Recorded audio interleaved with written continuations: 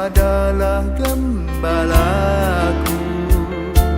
takkan kekurangan aku. Ia membaringkan aku di padang berumput hijau. Saudara-saudari terkasih di dalam Kristus, selamat pagi.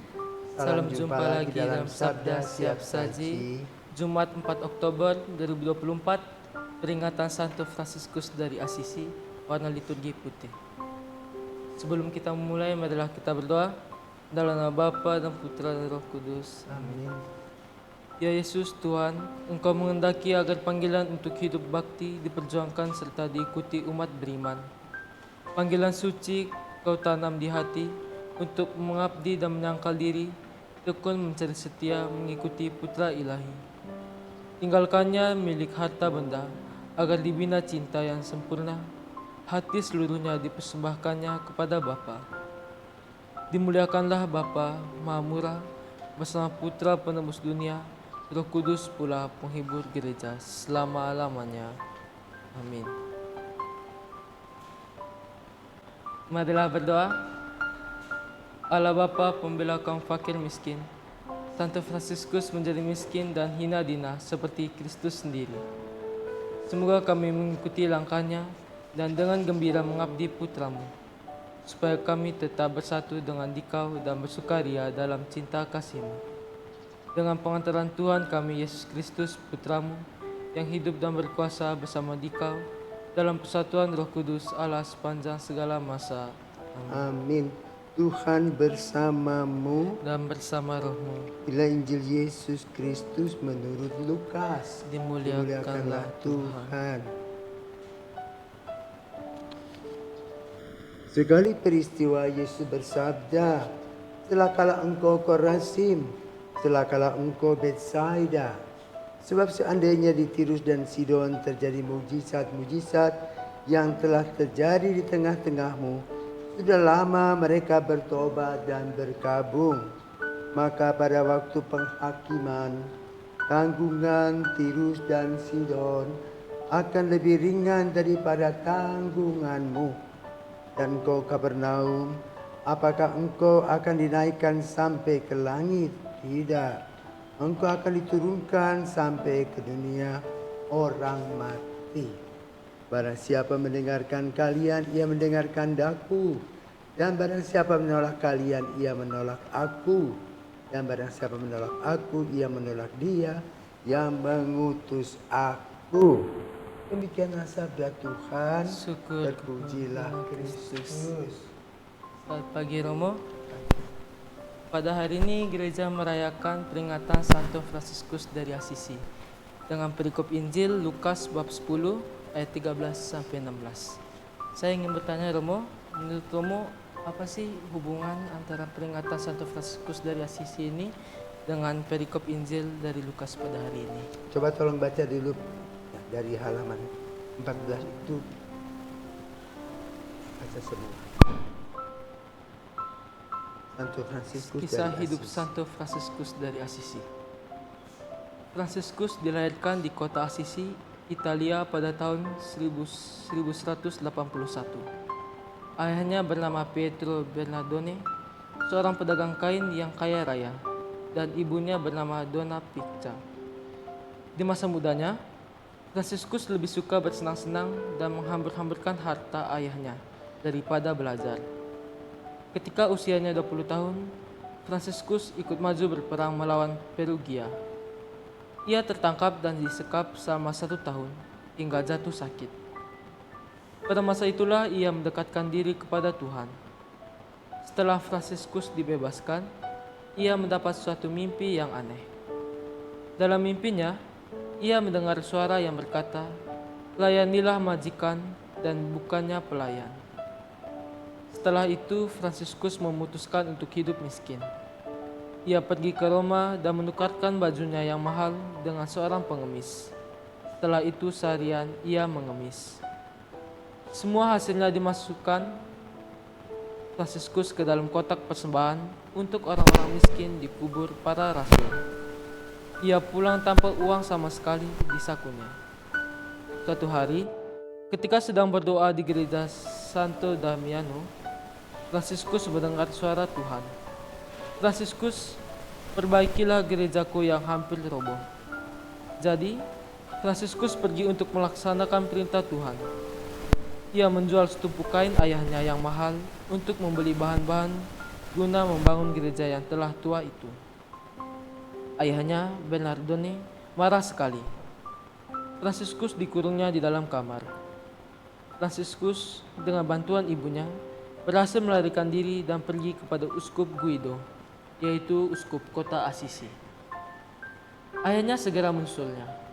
Ia mengancam jika Fransiskus tidak mau pulang bersamanya, ia tidak akan mengakui Fransiskus sebagai anaknya, dan dengan demikian tidak akan memberikan warisan barang sepeser pun kepada Fransiskus.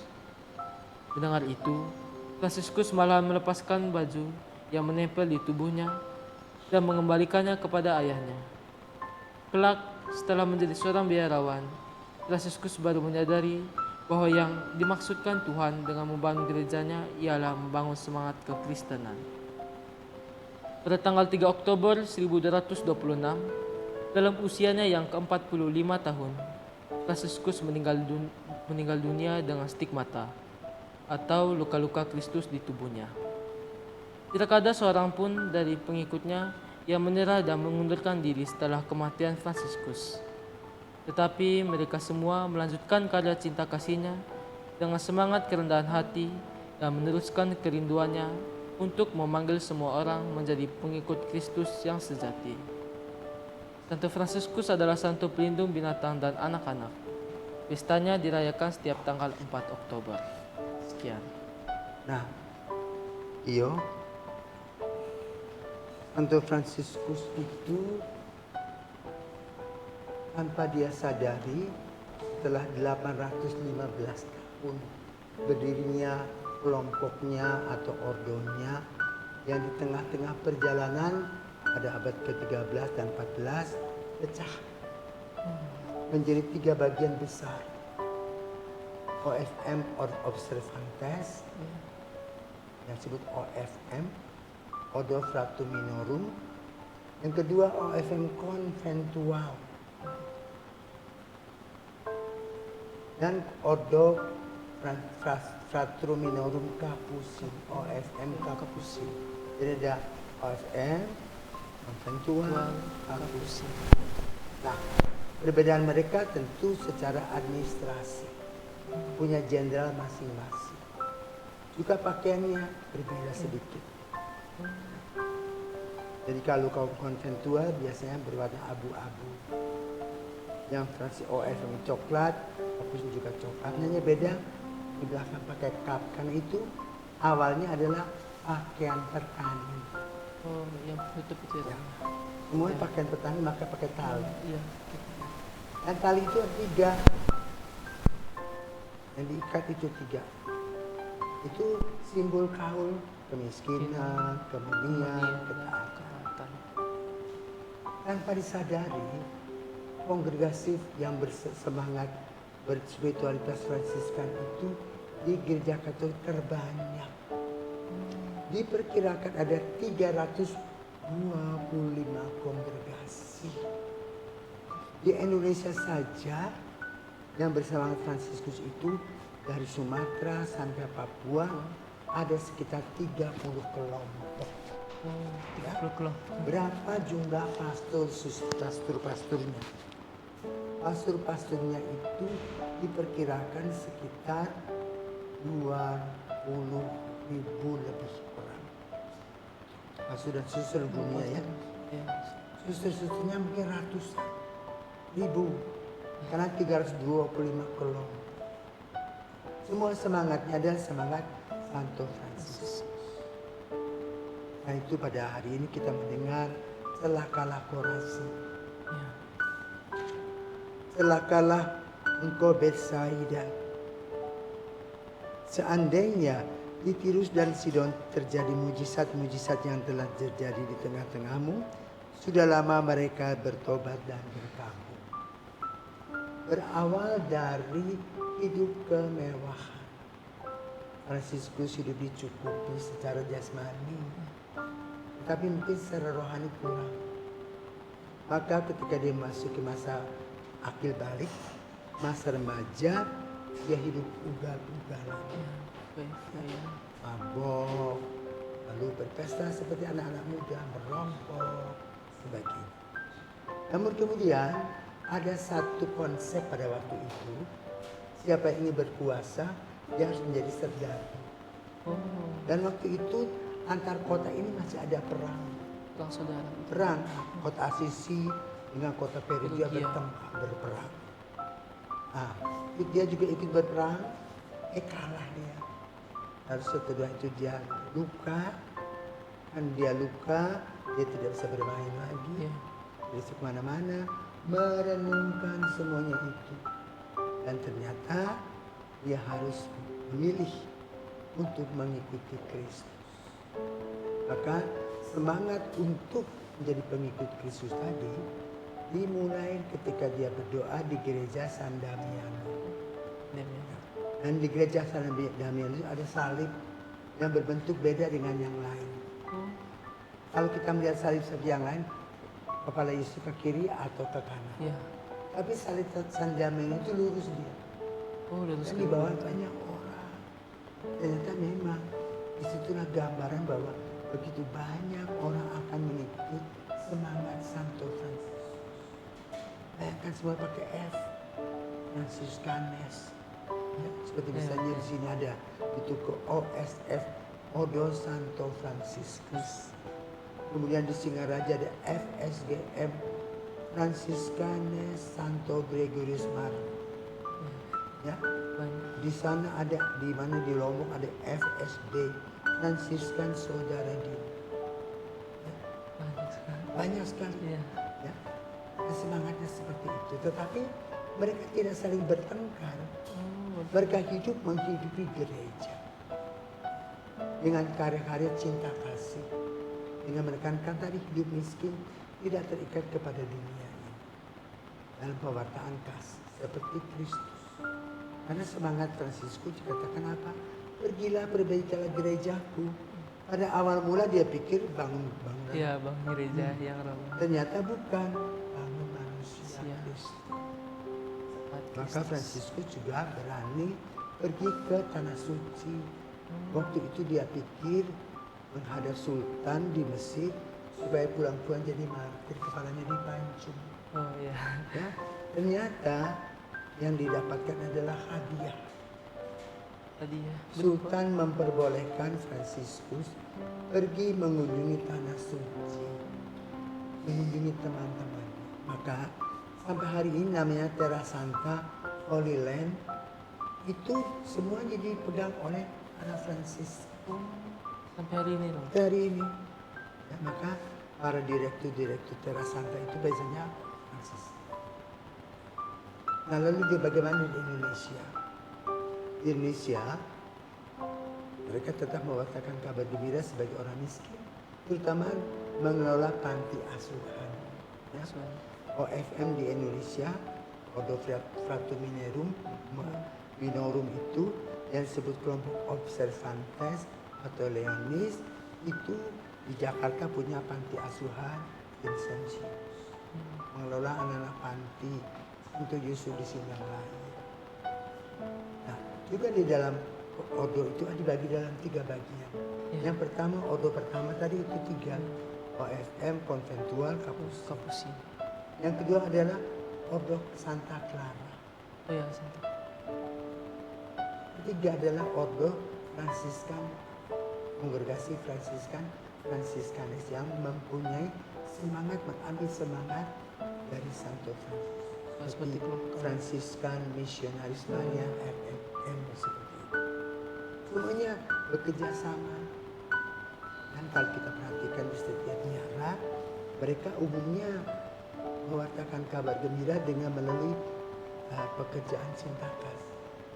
Ada yang di panti asuhan, Ya.